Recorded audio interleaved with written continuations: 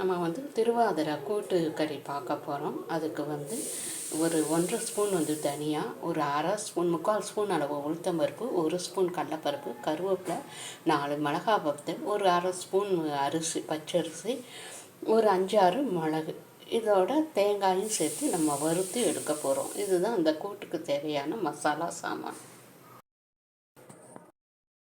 நல்லா ஒரு 2 table spoon, நல்லா ஒரு இலக்கரண்டி அளவு இருக்குன்னு வச்சுக்கோங்களேன். நான் அந்த ஸ்பூனை காமிக்கிறேன். இதில் நல்லா 2 கரண்டி அளவு வந்து நான் தேங்காய் போட்டு வறுத்து வச்சுருக்கேன். தேங்காய் உங்கள் இஷ்டம். ரொம்ப தேங்காய் வேண்டான்னா நீங்கள் வந்து கொஞ்சம் வயசானவங்க தேங்காய்லாம் வேண்டாம்னா கொஞ்சமாக போட்டுக்கலாம்.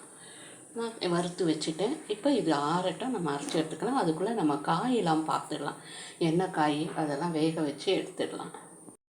கூட்டுக்கு வந்து நான் என்ன காயெல்லாம் எடுத்துட்டுருக்கேன்னா, ஒரு பொடலங்காய் கொஞ்சம், அப்புறம் கேரட்டு, அதுக்கப்புறம் இது வந்து சௌச்சௌவு, அப்புறம் அவரைக்காய், அப்புறம் சிவப்பு பூசணிக்காய், பரங்கிக்காய் போல் அது, கத்திரிக்காய், அப்புறம் உருளைக்கிழங்கு. நீங்கள் எல்லா காய் ஒரு 7 காய் 9 காய் அப்படி தான் சொல்லுவாங்க. இது 7 கறி கூட்டுன்னு சொல்லுவாங்க.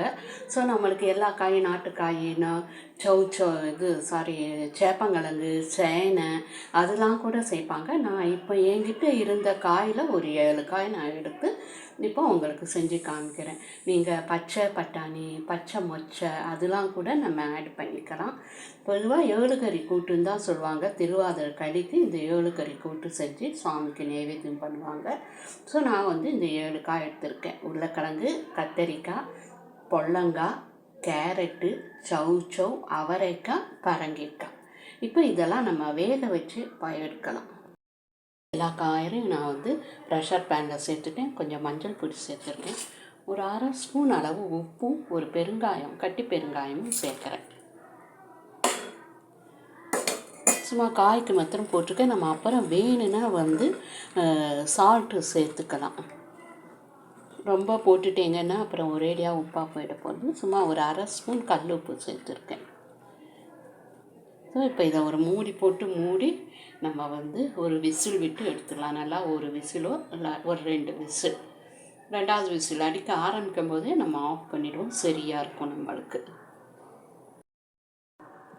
ஸோ இப்போ நல்லா காயெலாம் வெந்துடுச்சு. நல்லா 2 விசில் விட்டுட்டேன். ஆனால் நான் வந்து 2 விசில் விட்டுட்டேன். நீங்கள் காயத்துக்கு தகுந்தாப்பில் இப்போ சேனக்கிழங்கு இன்னும் அந்த மாதிரி சேப்பங்கிழங்குலாம் போட்டிங்கன்னா சேப்பங்கிழங்குலாம் தனியாக வேக வச்சு சேருங்க. இல்லைன்னா தோலை எடுத்துட்டு கட் பண்ணி போடுங்க. இதில் அதுக்கு தகுந்தாப்பில் காய்க்கு தகுந்தாப்பில் நீங்கள் குக்கரில் விசில் விட்டுக்கணும். இல்லை தனியாக ஒவ்வொன்றா வேக விட்டு கூட இது பண்ணிக்கலாம். ஸோ இப்போ நம்ம வந்து குக்கரை ஆஃப் பண்ணி நமக்கு மூடியை திறந்தாச்சு. இப்போ அடுப்பை பற்ற வச்சுடுவோம். அடுப்பை பற்ற வச்சுட்டு இப்போ என்ன பண்ண போகிறோன்னா, கொஞ்சோண்டு புளித்தண்ணி, ஒரு குழிக்கரண்டி அளவு புளித்தண்ணி மாதிரி சேர்த்துக்கலாம். காயோட அளவுக்கு தகுந்தாப்பில் சேர்த்துக்கோங்க. நிறைய பண்ணினீங்கன்னா நிறைய நீங்கள் வந்து சேர்த்துக்கலாம். ஒரு சின்ன கோழி குண்டு அளவு கூட நீங்கள் உருட்டி புளிச்சாறு எடுத்து சேர்க்கலாம். ஸோ இப்போ இது ஒரு கொதி வரட்டும். ரொம்ப கொதிக்கணும்னு இல்லை, ஒரு கொதி வரட்டும். ஒரு 5 நிமிஷம் கொதிச்சிட்டு இப்போது இந்த கரண்டியில் வந்து வேக வச்ச பருப்பு, ஒரு தோரம்பருப்பு ஒரு கரண்டி சேர்த்துருக்கேன்.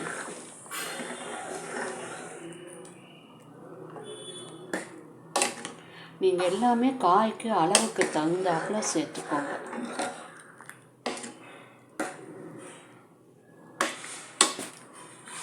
இது ஒரு 2 நிமிஷம் கொதிக்கட்டும்.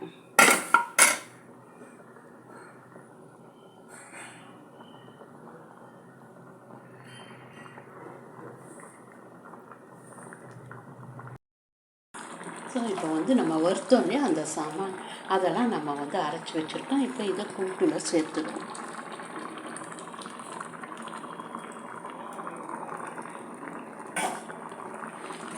நல்லா கலந்து விட்டுக்கலாம்.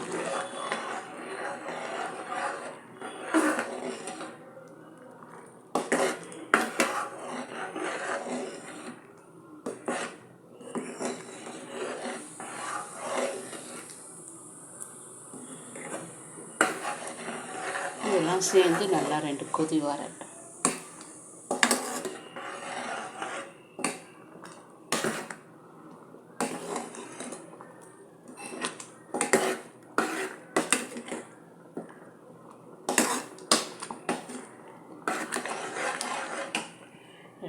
வரட்டும்.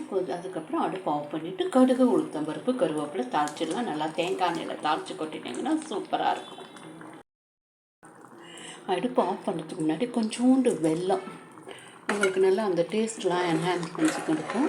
ஸோ கொஞ்சம் வெல்லம் சேர்த்து ஒரு கொதி விட்டுட்டு அடுப்பு ஆஃப் பண்ணிவிட்டு நம்ம தாளித்து கொட்டிடலாம். தாளித்து கொட்டிட்டு பார்ப்போம். ஸோ திருவாதிரை 7 கறிக்கூட்டு ரெடி.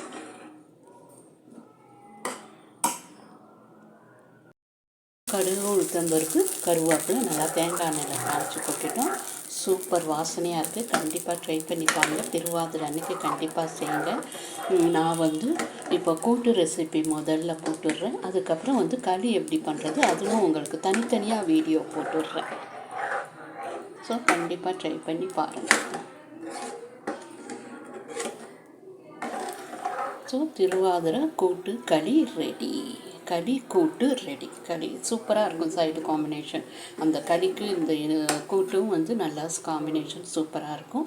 7 கறி கூட்டும் வாங்க சில பேர், திருவாதிரை கூட்டும் வாங்க. எப்படியா இருந்தாலும் ஓகே. நீங்கள் கண்டிப்பாக ட்ரை பண்ணி பாருங்கள். எப்படி இருக்குன்னு சொல்லுங்கள். நம்ம சேனலை சப்ஸ்கிரைப் பண்ணுங்கள். நம்மளுக்கு கமெண்ட்ஸ் கொடுங்க. நீங்கள் திட்டினாலும் சரி, நல்லா இருந்தா நல்லா இல்லை, எப்படி இருந்தாலும் சரி எனக்கு கமெண்ட்ஸ் பண்ணுங்கள். ஒரு லைக் பண்ணுங்கள். கண்டிப்பாக உங்கள் கமெண்ட்ஸ் நல்லா இருந்ததுன்னா நான் வந்து அதை வந்து கம்யூனிட்டி டேப்பில் நான் வந்து உங்களுக்கு போட்டு விடுறேன்.